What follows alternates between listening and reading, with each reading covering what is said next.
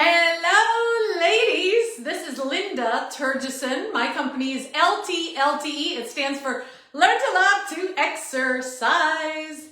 And I'm based in SoCal, Southern California. Let me know where you are watching from as you pop on.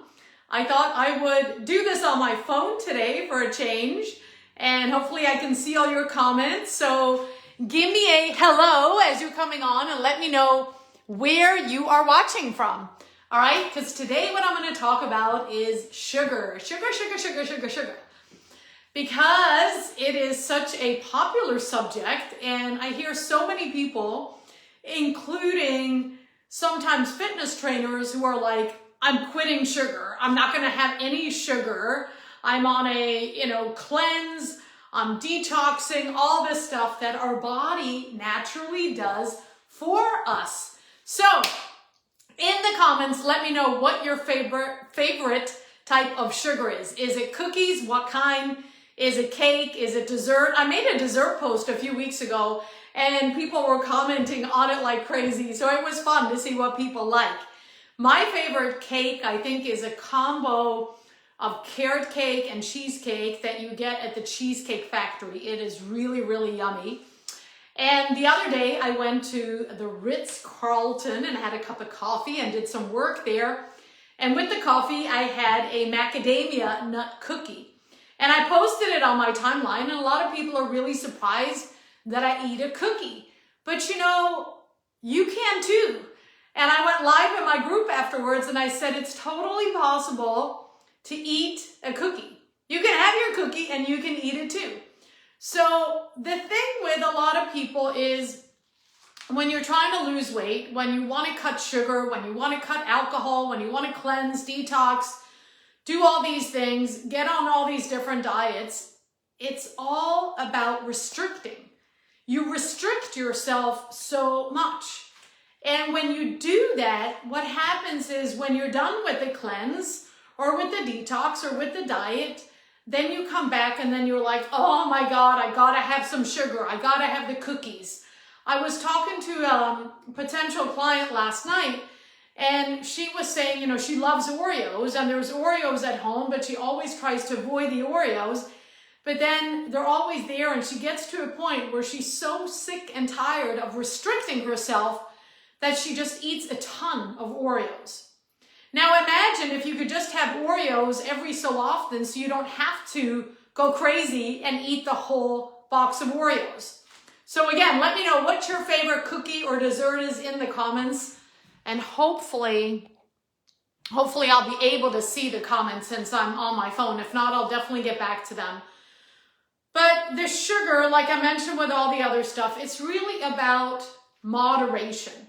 It's about having a balance, and it's not about quitting 100%, because the body needs sugar. The brain needs sugar. But we need to be aware of how much are we consuming, how much overall, how much at one time, when are we consuming it, and are we consuming it with any other foods, and what type of sugar is it that we're eating? All of these things are important because there's so many different types of sugar and the body processes it differently. So American Heart Association and also the World Health Organization both recommend about 25 grams of sugar per day, which is about 6 teaspoons. Now that is not a lot. I would love to know if you're logging your foods, any of you that are listening, or if you ever have. Because I see a lot of times clients, they log the food and they have way more than 25 grams of sugar a day. But the thing is, a lot of this sugar is coming from natural sources like fruits and berries. So that is okay. The problem is when the sugar is coming from, on a regular basis, from cookies, from desserts, from juices, from sodas, a lot of added sugar. That's really where the problem lies, is all the added sugar that are added to different foods that people are not aware of because a lot of people are not reading labels. I would love to know, are you reading food labels ever? Because that is where you're going to learn and become aware of what foods have a lot of sugar. People are amazed that you can go to a fast food restaurants and you could get something like a burger or an Egg McMuffin, and those foods have a lot of sugar. So it's not just, dessert stuff. It's sauces, it's dressings, it's a lot of stuff that's added in that has sugar. So think about where the sugar is coming from. Is it added or is it natural sugar? Is it artificial sweeteners? Some of them are, better than others, like the monk fruit and the stevia. They're considered safe by the FDA, and they're better than some of the other artificial sweetener. When I was trying to lose weight, I was drinking a lot of iced tea, and I was always adding like equal artificial sweetener to it. I didn't add a lot, but I add like a package, a packet to a glass, and then I had a few glasses, so that all adds up. And when you look at labels and you see amount of sugar and then you see amount of added sugar, the added sugar is something to really pay attention to. So again, I would love to know if you are looking at any of those labels. Now, the average American actually consumes about 17 teaspoons of sugar a day. So it's recommended we have 6, and the average American is eating 17. So that's almost 3 times the amount that we should have. And over time, over a year, that equates to 57 pounds of added sugar. 57 pounds. I mean, that's a lot, right? So eating sugar, a lot of times it can be similar. It can actually be similar, and people look at it in relation to people who are having alcohol, even having drugs like cocaine, because people get addicted. They get addicted to sugar, and then they crave more sugar. So when they get off of sugar and they say, I'm going to quit sugar, I'm not going to have any sugar for, whatever time they decide, what happens is a lot of times you're not feeling good. You have headaches, you have these withdrawal symptoms that are similar to alcohol and drugs. I've never done drugs, so I don't know, but I like to have my alcohol. I like to have a glass of wine. But if you have a lot of it and you have it every day, then you're so used to having it, it's also the habit. So that when you cut it out, you are craving it because you're thinking a lot about it. So a lot of this is in the head. It's about the thoughts, which obviously we are capable, and we are 100% in control of changing our thoughts.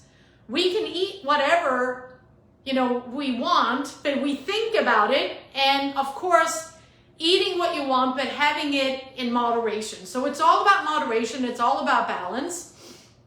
And when you eat sugar, it has those certain characteristics of craving and of withdrawal. It has those chemical changes in the brain, in the reward center in the brain, which is the limbic brain. And the sugar, as I mentioned, the cravings causes a similar type of craving as the people who are addicted to drugs and alcohol. So also, if we consume a lot of sugar over time, say you're consuming sugar on a regular basis and you're having, a cookie every day. Maybe it's just a smaller cookie, but you have it every single day, and you're consuming a lot of that, so you're craving it and you satisfy your craving. But what it does is it also affects the natural balance of our hormones.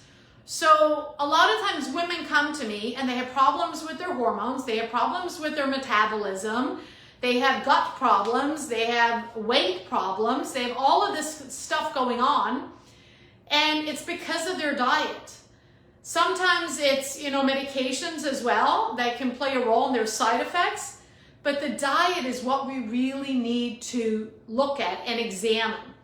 So having too much sugar increases your level of glucose in the bloodstream. And this can also lead to the pancreas to release insulin. And if we have a lot of insulin, high levels of insulin, that's going to cause the body to store more of these calories as fat. So, again, it depends. What kind of sugar are you eating? How often? What is the amount? Because if you're eating natural sugar, such as in fruit, say an apple, for example, fruit also has a lot of fiber. So when you're eating that apple, the body is going to be busy with digesting all the fiber that is in the apple.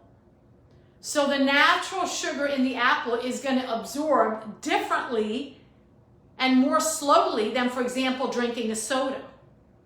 So the added sugars in a soda is like, it's like a sugar bomb. It's like an explosion, and all that extra sugar quickly converts to calories.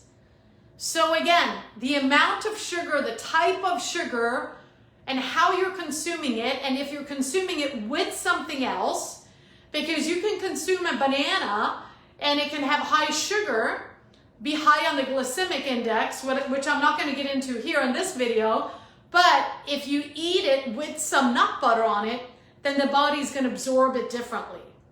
So that's something to keep in mind, is how are you absorbing, how is your body absorbing all these different foods? Okay? Let me know as you're listening to this, either live or on the replay, if you have any questions. So we all probably know, are aware that processed sugar is not good for us. And when we eat a lot of processed sugar, refined, added sugar, it can lead to headaches. So if you have headaches, if you have low energy, if your body has a lot of inflammation, think about what foods you're eating. Because if you go and get your blood work done, and you get specialized blood work done, and you get the blood work back, and the numbers aren't what you expect, it's really take a look at the diet before you do anything else. Because the doctors are going to be the first to recommend medication, and medication is like a Band-Aid, because it doesn't fix the underlying issue.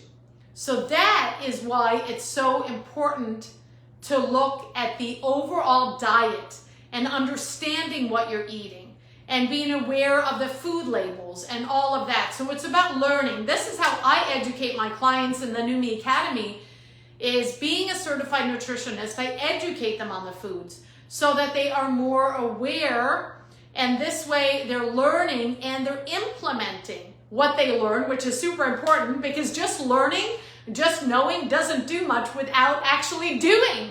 Let me know if you agree with that. So if you have issues going on and you cut out sugar out of your diet, you're likely going to decrease that inflammation. You're going to have more energy.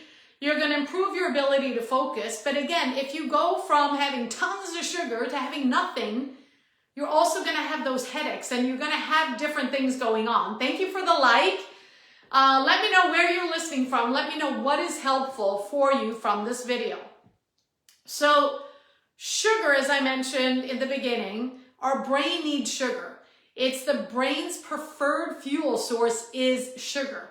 But that doesn't mean it's table sugar. It's glucose. It's what your body processes from sugar and from carbs that you eat. So I talk to so many women who are like, oh my God, I'm on a low carb diet. I'm cutting carbs. I can't have any bread. I can't have any rice. I can't have any pasta. And they think they cannot have these things. A woman I was talking to a few days ago said, I miss eating with my family. They're eating pasta and I can't have any. And it's like, it just saddens me. I eat pasta. I eat bread. I eat rice. I eat a lot of carbs. Carbs is the master fuel. And this is where people go wrong. They cut out the carbs. There are so many healthy carbs. All the vegetables are carbs. Fruits are carbs. We need this in our diet. We need rice and pasta, but of course there's different kinds. So the carbs break down to glucose, and it's important to, again, balance the intake of sugar and of carbs and not cutting it out. Low blood glucose is when you have hunger, when you have confusion, when you're anxious.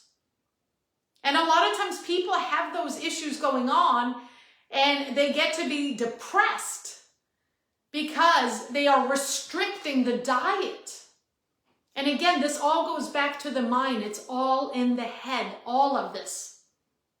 losing weight, maintaining weight, learning to eat better. It is more in the mindset than anything else. A lot of people think they have to exercise. What's the next exercise? Can I get a Peloton? Can I go to this class? They're all about exercise. Exercise is not the biggest thing. Exercise is there to shape your body. Hi, Karen. Oh, I'm glad I could see your comment. Listening from Lone Tree, Colorado. Just quit simple sugars in early January, including alcohol, sugar, and now dairy-free, sugar-free, and gluten-free, and learning to eat a whole new way. So glad I made the decision to change. I feel 10 years younger. Awesome, awesome, awesome.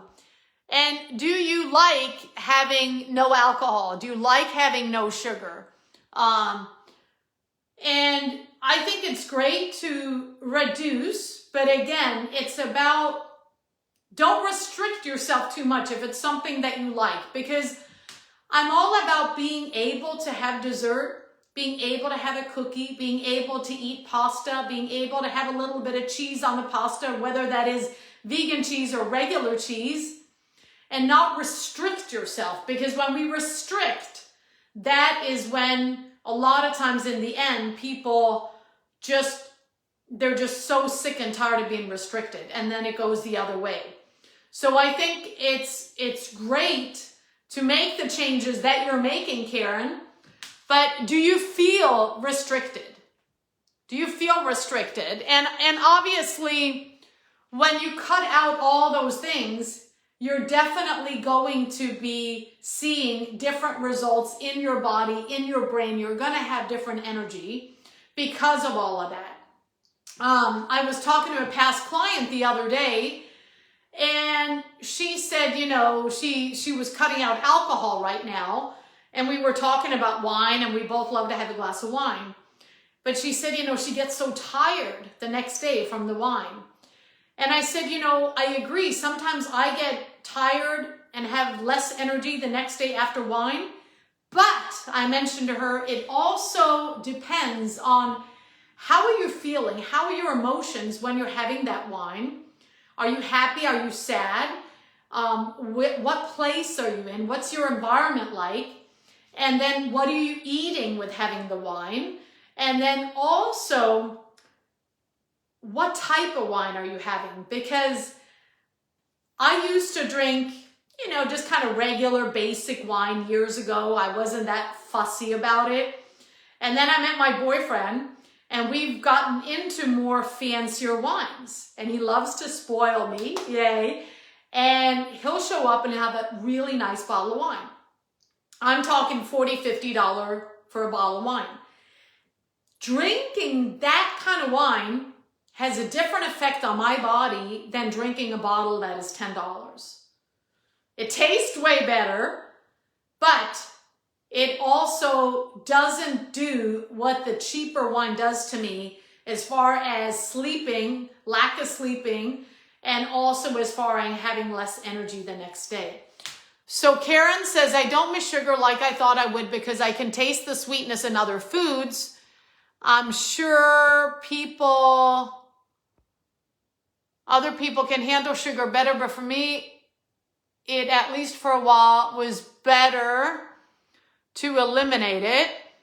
I didn't cut out a glass of red wine, just the sugar alcohols, no artificial sweeteners. Yes, the sugar alcohol, Karen, is what's important to cut out. And that's what's hidden in a lot of drinks, right? Energy drinks. My boyfriend used to drink sugar-free Red Bull. Oh my God. And he wanted to lose weight.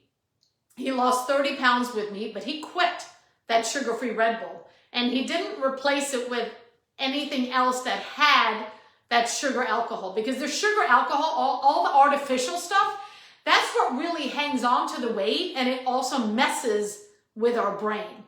So I talked about the low blood glucose and how you have, anxiety, hunger, confusion.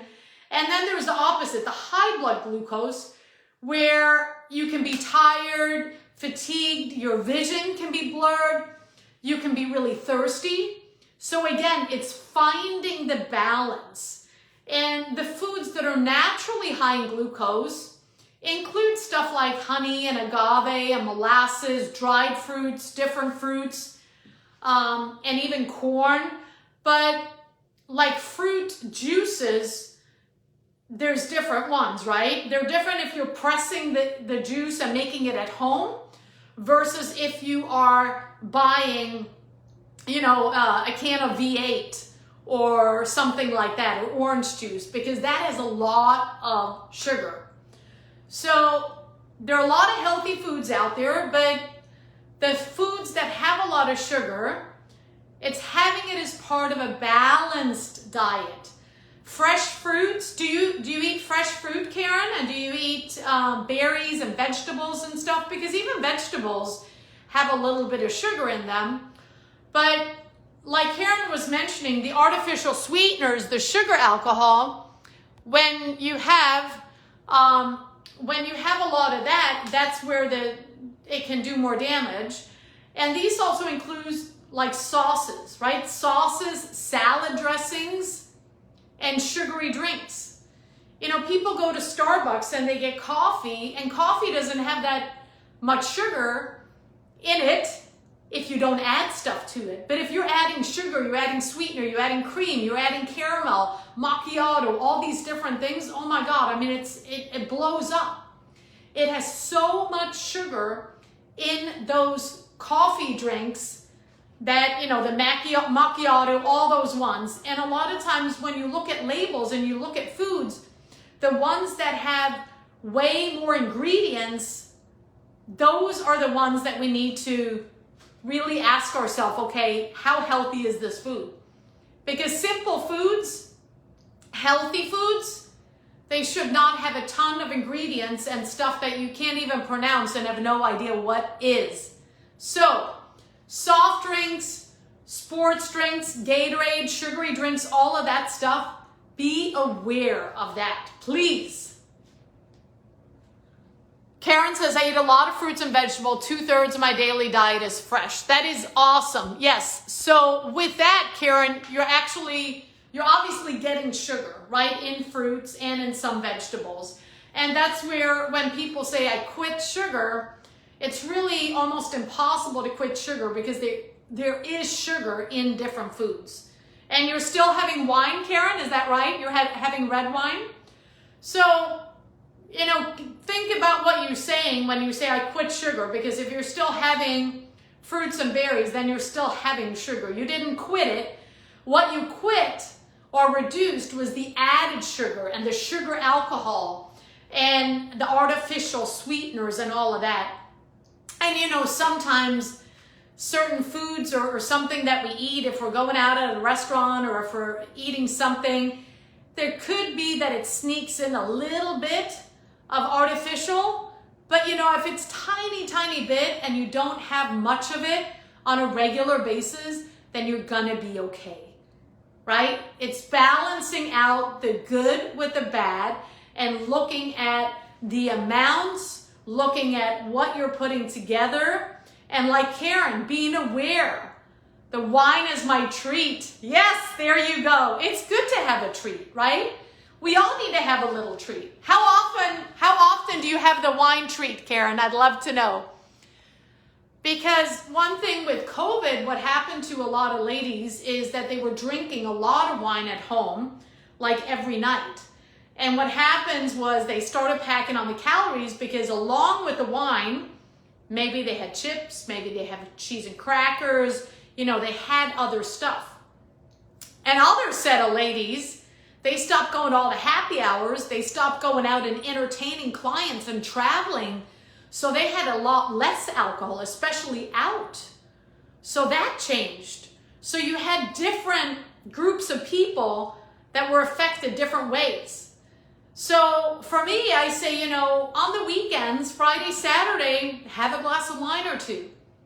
But there's not really a need to have it every single day.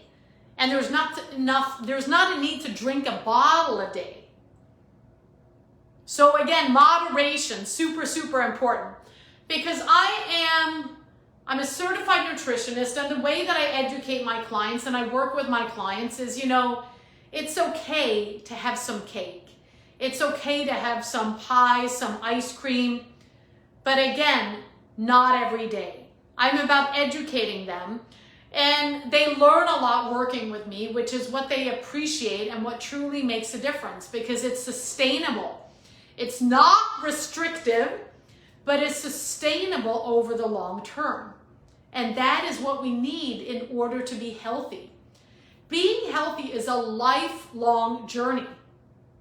It's not just for a month or for a few months or for a year. It's a lifelong journey. If you decide that you want to be healthy, decision is the first thing.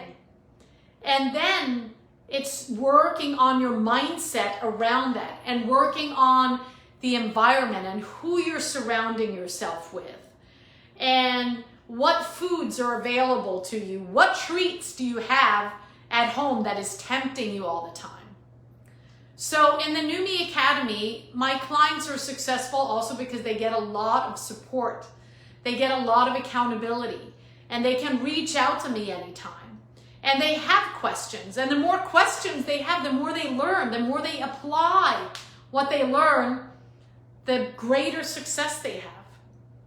So if you are a middle-aged woman and you're struggling with what to eat, when to eat, how to eat, what kind of exercises to do to get the best results, and if you want to improve your confidence, your energy, your self-image, I'm your lady. I am your coach, Linda. I work with mostly middle-aged women. They want to improve their health. They want to lose weight. They want to tone. They want to reduce that belly fat. They want to feel better, fit into their clothes. But most of all, they want to be healthy. They want to be able to keep up with life and with their family and with their grandkids and do different things. They don't want to be a couch potato. Karen says it varies. Usually allow 1 6-ounce cleanse about 5 times a week. I don't eat snacks with it unless it's carrots and hummus. I can't drink 2 glasses in the same evening. Good for you, Karen. Wonderful, wonderful. Yes, and 6 ounces, so you're measuring it out. It's not a lot, right? And if you go to a restaurant and you get a glass of wine, a lot of times it's like, oh, you want 6 ounces or 9 ounces? And it's a big difference in that glass. So think about really, how do you want to feel? How do you want to show up mainly for you? Because what I see with all these women is they do not prioritize themselves. And if you want to be healthy once and for all, you gotta put yourself first. You gotta put you first. You are important. You are the most important person there is. When you get better, everyone else around you gets better. So they all benefit from you improving yourself. Let me know if this resonates with you. I just have a couple of minutes left. Karen, if you or anyone else have any questions, let me know. I'm based in SoCal, but my clients are based all over the world. We work, of course, online. And it's about mindset growth, it's about nutrition, education, and it's about exercise and customizing, and it's also about getting out of the comfort zone, doing things differently. Because if you keep doing things the way you've always been doing it, guess what? You're going to stay exactly the same. And when we stay the same, we're not growing, we're not evolving, we're not getting better. And life is about improving ourselves and taking a chance on us. And really going for the dream, for the goals, something that you truly, truly desire. And not cutting yourself off and not selling yourself short, but going after what you want. And that's why, the ladies in here, entrepreneurs, it's not always easy. There are bumps in the roads, there are ups and downs, and that's how it is also with health. Sometimes you gain a pound, sometimes you lose a pound. But like you say, Karen, it's worth it. It is totally worth it to feel amazing. And I want everyone to feel amazing. And it's one thing to lose weight. It's another thing to maintain. Only 3% of the average people who lose weight maintain the weight. I am here to increase that number. I want to change that number. I want to bring that number up because it's hard to lose weight and it's harder to maintain. But if you truly know, then, and you apply and you're learning and you have support and accountability with somebody who can resonate with you, that's how you change. So ladies, my time is up. Thank you so much for listening. Feel free to join my group. Feel free to book a call. And I will see you again next week, same time, 10 a.m. Thank you. Have a great weekend.